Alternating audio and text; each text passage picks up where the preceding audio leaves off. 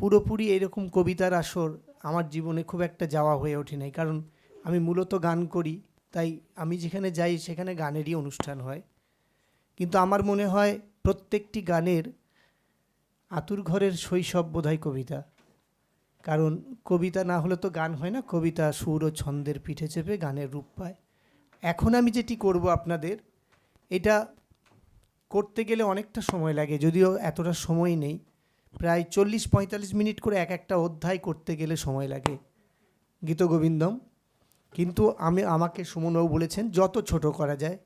তাই এই খুব ছোট্ট বৃহৎ একটা জিনিসকে খুব ছোট্ট করতে গেলে যেটা করতে হবে সেটা হচ্ছে আপনাদেরকে আমার সাথে থাকতে হবে। আমরা সবাই একবার মনে করে নিই আমরা এখানে অবনীন্দ্র সভাঘরে নেই, এটা এই সময় নয়, আমরা আছি এখন যমুনার তটে।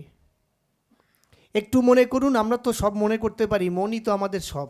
আমরা যমুনার তটে আছি, আর সেখানে কি হয়েছে, নন্দরাজার হাত ধরে ছোট্ট শ্রীকৃষ্ণ ঘুরে বেড়াচ্ছেন। প্রথম অধ্যায় গীতগোবিন্দম মহাকাব্য, কবি জয়দেব গোস্বামী রচিত সামদ দামোদর, যেখানে ভগবান নিজের ভালো লাগা, নিজের আমোদ প্রিয়তার কথাই বলছেন। প্রথমে আমরা কি শুনছি? মেঘৈর্মেদুরমাম্বরম বনভূবঃ শ্যামস্তমালদ্রুমৈ নক্তং ভীরূরয়ং তমেব তদিমং রাধে গৃহং প্রাপয়ো। মেঘৈর্মেদুরমাম্বরম, আকাশে ঘন কালো মেঘ এসছে। মেঘৈর্মেদুরমাম্বরম বনভূব শ্যামস্তমালদ্রুময়ে। বনভূমির মধ্যে কোন গাছ সব থেকে বেশি দেখছি এখানে? তমাল গাছ।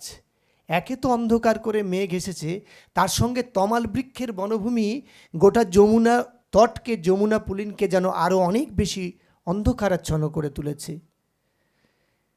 নক্তং ভীরুরয়ং তমেব তদিমং রাধে গৃহং প্রাপয়। এইরকম সময়ে, এইরকম অবস্থায় কৃষ্ণ তো ছোট, তাই সে ভীত হয়ে পড়েছে, ভীত হয়ে পড়বে। তাই রাধারানীকে বলছে, ছোট্ট রাধারানীকে বলছে, তুমি কৃষ্ণকে নিয়ে গৃহে ফিরে যাও। কে বলছেন? ইত্থং নন্দনিদেশতশ্চলিতয় প্রতধকুঞ্জদ্রুমং রাধা মাধবয়র জয়ন্তী যমুনা কুলে রহো কেলয়ো। তাহলে কে নির্দেশ দিলেন? নন্দরাজা নিজেই নির্দেশ দিচ্ছেন। কাকে বলছেন? রাধে, কৃষ্ণ ছোট, ও ভয় পেতে পারে, এখনই বৃষ্টি নামতে পারে, মেঘ গর্জন হবে, তুমি ওকে নিয়ে ফিরে যাও গৃহে। সেই ছোট্ট রাধারানী শ্রীকৃষ্ণের হাত ধরে যখন নিয়ে যাচ্ছেন যমুনা পুলিন দিয়ে, তখন যমুনার তটের এত সুন্দর শোভা, আর বিশ্বকর্ষণকারী শ্রীকৃষ্ণ এবং বিশ্বের পরমা প্রকৃতি, এই রাধারানী, এই বিশ্বকর্ষণকারী শ্রীকৃষ্ণ এবং পরম পুরুষ প্রকৃতি মিললে কি হয়? তারা লীলা খেলায় মত্ত হবে। এই যে আমাদের প্রথম প্রসঙ্গ, নন্দরাজার নির্দেশে যেতে যেতে যমুনা পুলিনের শোভা দেখে তারা লীলা বিলাসে মত্ত হলেন। এইখান থেকে বেশ অনেক দিন ধরে গীতগোবিন্দমকে এক পেশে করে অচ্ছুত করে রাখা ছিল।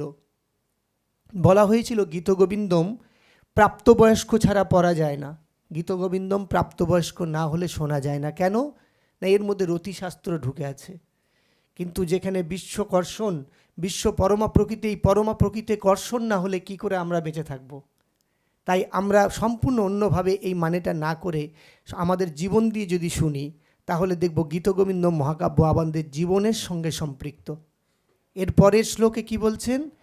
বাগ দেবতা চরিত চিত্রিত চিত্ত সাদমা পদ্মাবতী চরণ চারণ চক্রবর্তী শ্রী বাসুদেব রতি কেলি কথা সমেত মেতং করতি কবি জয়ে দেব প্রবন্ধম। বাগ দেবতা অর্থাৎ নারায়ণ আমার হৃদয়ে। কবি কি বলছেন? বাগদেবতা নারায়ণ আমার হৃদয়ে, পদ্মাবতী চরণ চারণ চক্রবর্তী। আমি সেই বৈকুণ্ঠ বিহারিণী লক্ষ্মী দেবীর চরণ ধরে বসে আছি। শ্রী বাসুদেব রতিকলি কেলি কথা সমেত মেতং করতি কবি জয়দেব প্রবন্ধম। তাঁদের আশীর্বাদে, তাঁদের অনুপ্রেরণায় আমি এই গীতগোবিন্দম মহাকাব্য রচনা করছি। শেষের 4টে লাইন মন দিয়ে শুনুন। এই শ্লোকের শেষের 4টে লাইন কি বলছে?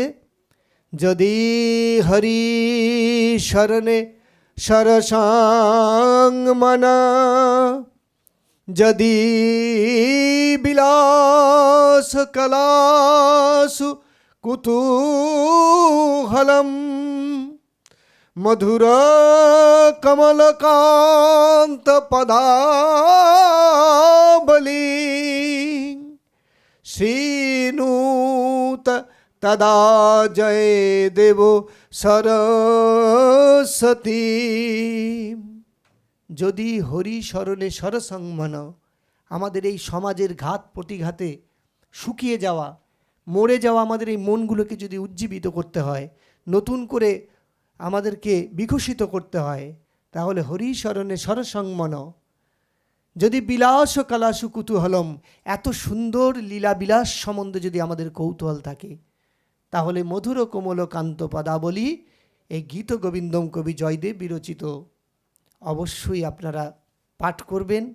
সম্ভব যদি না হয় শুনবেন এবং অপরকে বলবেন গীতগোবিন্দমের প্রতি একটু আকৃষ্ট হয়ে গীতগোবিন্দম যেন পড়াশুনো বা শোনা বা গাওয়া, তাহলেই আমাদের এই প্রচেষ্টা সার্থক হবে। জয় হোক কবি জয়দেবের, জয় হোক পদ্মাবতী মায়ের, জয় হোক জয়দেব ধামের, জয় হোক রাধা মাধবের, আর জয় হোক যার কাছ থেকে আমি এই গান শিখছি, সেই গুরু অনাথ বন্ধু ঘোষ আর আপন আপন সকল গুরুদেবের জয় হোক।